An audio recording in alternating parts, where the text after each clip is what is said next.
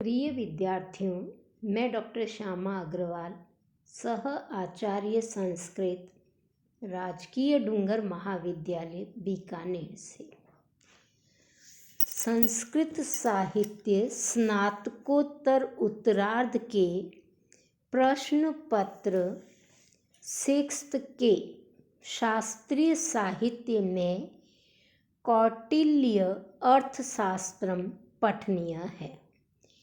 कौटिल्य अर्थशास्त्र के प्रथम प्रकरण में केवल निर्देश मात्र है, वस्तु नाम मात्र से कथन है कि हमें आगे किन किन विषयों का अध्ययन करना है। द्वितीय अध्याय के प्रथम प्रकरण में राजवृत्ति के बारे में बताया गया है। प्रथम सूत्र है राजवृत्ति ही। विवेचन की दृष्टि से यह ग्रंथ 2 प्रकार से विभाजित है। पहला उद्देश्य ग्रंथ तथा दूसरा निर्देश ग्रंथ। ओम नमः से प्रारंभ करके विमुक्त ग्रंथ विस्तरम पर्यंत उद्देश्य ग्रंथ है तथा राजवृत्ति से प्रारंभ करके समाप्ति पर्यंत निर्देश ग्रंथ है। उद्देश्य ग्रंथ के निरूपण के पश्चात निर्देश ग्रंथ का निरूपण है। उद्देश्य ग्रंथ से तात्पर्य है केवल नाम मात्र से कथन कि हमें किन किन विषयों का अध्ययन करना है या अग्रिम अध्यायों में किन किन विषयों पर चर्चा की जाएगी। किस विषय को अधिकृत करके इस शास्त्र का निरूपण किया गया है, ऐसी आकांक्षा होने पर कौटिल्य लिखते हैं राजवृत्ति ही। यह सूत्र संपूर्ण शास्त्र को परिभाषित करता है। यह संपूर्ण शास्त्र ही राजवृत्ति है, क्योंकि राजा किस प्रकार के व्यवहार से अपने कार्यों का संचालन करे, इन्हीं बातों को बताने के लिए इसका उपक्रम है। ज्ञान और कर्म दोनों से पुरुषकार की सिद्धि होती है।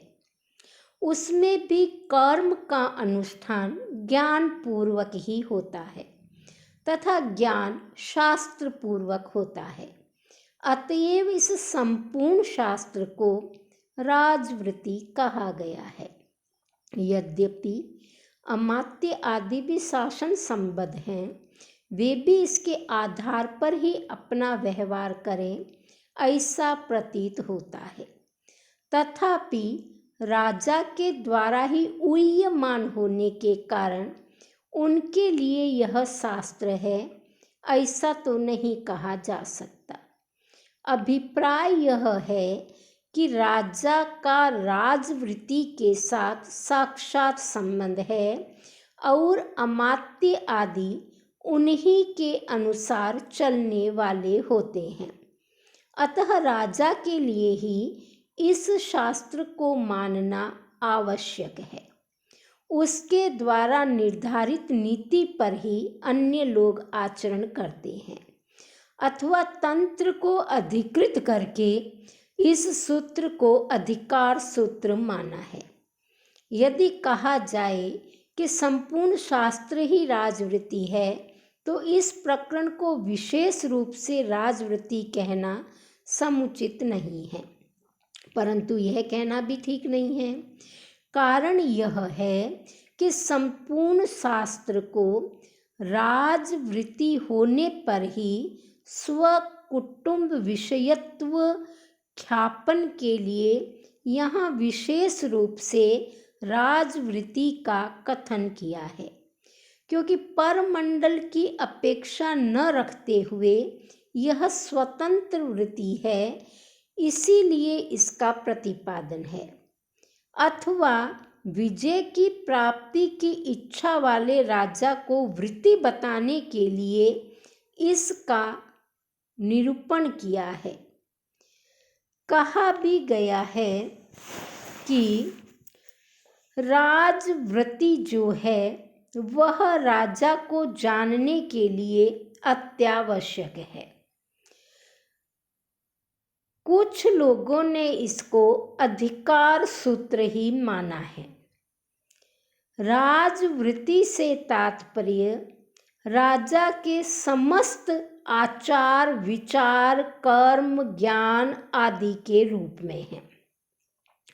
वे सभी कर्म राजा के द्वारा ही अनुष्ठेय माने जाएंगे।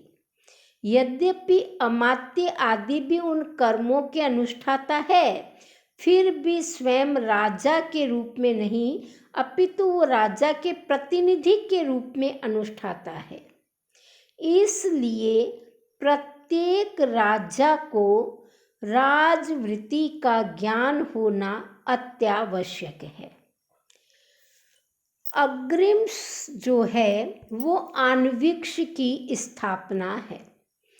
सर्वप्रथम इसमें विद्या विभाग है।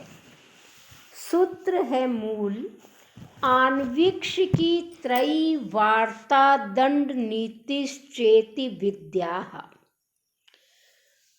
कौटिल्य मानते हैं कि आन्वीक्ष की त्रयी वार्ता तथा दंड नीति ये 4 प्रकार की विद्या है। हेतुओं के द्वारा वस्तु के तत्व के परीक्षण को अन्वीक्षा कहते हैं। किसी भी वस्तु के तत्व का परीक्षण जब हेतुओं के द्वारा किया जाता है तो उसे अन्वीक्षा कहते हैं। उस प्रकार की अन्वीक्षा ही जिसका प्रयोजन हो, उस शास्त्र को आन्वीक्ष की शब्द से कहा गया है। भावार्थ यह है कि वस्तु तत्व का परीक्षण हेतुओं के द्वारा किया जाए तो वह हुई अन्वीक्षा, और जिस शास्त्र का प्रयोजन ही अन्वीक्षा हो वह आन्वीक्ष की है। इसको हेतु विद्या भी कहा जाता है, क्योंकि वस्तु तत्व के निर्धारण में हेतुओं की प्रधानता मानी जाती है। किसी भी वस्तु तत्व का निर्धारण करने में हम कारणों सहित जब उसकी विवेचना करते हैं, हेतुओं की प्रधानता रखते हैं, तो वह हेतु विद्या या आन्वीक्ष की विद्या है, और यह प्रथम विद्या है, प्रमुख विद्या है। त्रयी का अर्थ है ऋग्वेद, यजुर्वेद तथा सामवेद का समुदाय। ऋक्, यजु तथा साम वेदों के समुदाय को त्रयी शब्द से कहा जाता है। कहा भी गया है वेदास्त्रयः त्रयी। यहाँ पर अथर्ववेद का गणना नहीं है, अथर्ववेद त्रयी में नहीं आता है, क्योंकि अथर्ववेद में अभिचार तथा शांतिक पौष्टिक कर्मों का ज्ञान है। अतः इस वेद का उन वेदों से भिन्न ही प्रस्थान है। इससे भिन्न ऋक्, यजु तथा साम वेदों के समुदाय को एक यज्ञ आदि कार्य का साधक होने के कारण उन्हीं तीनों समुदाय को त्रयी की संज्ञा प्रदान की गई है। वार्ता क्या है? कृषि तथा पशुपालन रूपी कर्मों का उपदेश देने वाले शास्त्र वार्ता शब्द से कहे जाते हैं। अर्थात जिन ग्रंथों में कृषि का ज्ञान हो पशुपालन के उपदेश हो, ऐसे उपदेशक शास्त्र वार्ता है। चौथी विद्या जो कौटिल्य मानते हैं वो है दंड नीति। राजनीति को दंड नीति कहा गया है। प्रजा पालन के लिए जो राजा की नीति है वही दंड नीति है। यही 4 प्रकार की विद्या है। सारांश रूप में हम समझें तो वस्तु तत्व के निर्धारण के लिए, वस्तु तत्व के परीक्षण के लिए हेतुओं का निर्धारण करना, हेतुओं की विद्या का ज्ञान करना, हेतु विद्या ही आन्वीक्षिकी है। एक ऐसा शास्त्र जिसका प्रयोजन अन्वीक्षा हो वह आन्वीक्षिकी है। ऋग्वेद, यजुर्वेद तथा सामवेद का अध्ययन त्रयी है। कृषि तथा पशुपालन रूपी कर्मों के उपदेश देने वाले शास्त्र वार्ता है तथा राजनीति दंड नीति है, जिसमें प्रजा पालन को समझाया गया है, वही दंड नीति है। आन्वीक्षिकी विद्या को आत्मविद्या, भाव विद्या तथा हेतु विद्या भी कहा गया है। सुख तथा दुख के हेतु का अन्वीक्षण करने के कारण इस शास्त्र को आन्वीक्षिकी कहते हैं। जब उस शास्त्र के द्वारा ईक्षण करने के कारण सुख तथा दुख के कारण का ज्ञान हो जाता है तथा उसके पश्चात हर्ष तथा शोक दोनों की निवृत्ति हो जाती है, अतएव वो आत्मविद्या है। भाव पदार्थों के स्वभाव, स्थिरता और विनाश, इनका बोध होने के कारण ये भाव विद्या भी है। सभी वस्तुओं के याथार्थ्य का हेतुओं के आधार पर निर्धारण करने के कारण इसे हेतु विद्या भी कहा जाता है। इसीलिए कहा जाता है कि संदेह निवृत्ति पूर्वक यथावत यथार्थ ज्ञान को कराने वाला शास्त्र आन्वीक्षिकी है। ऋग, यजु तथा साम के समूह को त्रयी शब्द से कहा गया है। इसमें अथर्ववेद की गणना नहीं है। संसार की वृत्ति हेतु होने के कारण वृत्ति को ही वार्ता शास्त्र कहते हैं।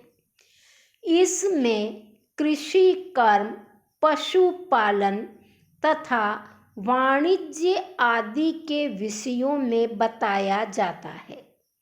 इन कर्मों की सफलता के लिए भी तिथि, नक्षत्र, योग, करण आदि का विधान है। उनका समुचित पालन करने से ही समुचित फल की प्राप्ति होती है। कृषि आदि कर्म ही संसार की स्थिति के हेतु है, क्योंकि खेती से ही अनाज उत्पन्न होता है और अनाज के बिना मानव आदि प्राणियों की स्थिति संभव नहीं है। ब्रह्म ज्ञान के क्रम में भी सबसे पहले अन्नम ब्रह्म इति व्याजानात् कहा है, यानी अन्न को देवत्व प्राप्त है। स्वर्ण आदि धन ना हो तो भी मनुष्य जिंदा रह सकता है, परंतु अन्न के बिना मनुष्य का जीवन संकट में आ जाता है। इसलिए कृषि की प्रधानता है। कृषि के लिए पशुओं की आवश्यकता होती है। उनके बिना कृषि कर्म तत्कालीन समय में संभव नहीं था तथा दूध, घी आदि भी पशुओं के बिना असंभव है। इसलिए पशुपालन का ज्ञान होना आवश्यक है। तत्कालीन व्यवस्था यह थी कि अन्न से ही विनिमय होता था। अन्न को वाणिज्य का भी एक कारक बताया गया था। इसलिए वाणिज्य शास्त्र का ज्ञान भी आवश्यक है, जो खेती, पशुपालन और व्यापार इन तीनों का ज्ञान कराए, वो है वार्ता शास्त्र।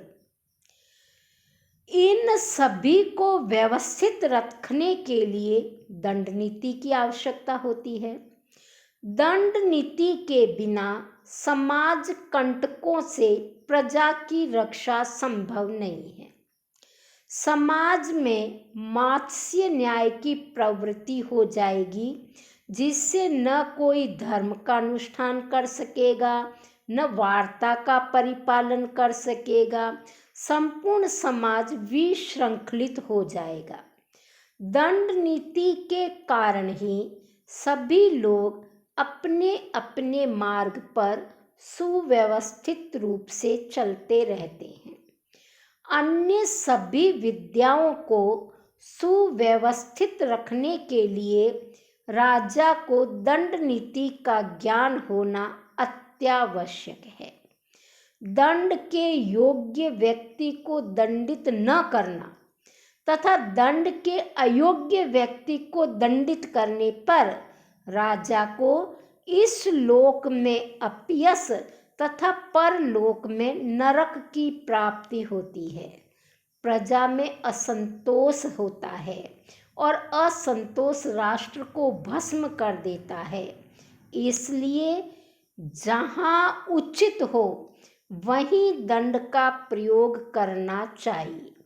तभी राजा का राष्ट्र तथा स्वर्ग सुरक्षित हो सकता है। प्रजा पालन के लिए दंड नीति का ज्ञान आवश्यक है। इसीलिए राजवृत्ति प्रकरण में दंड नीति का समावेश किया गया है। इस प्रकार कौटिल्य 4 प्रकार की विद्याओं को मानते हैं।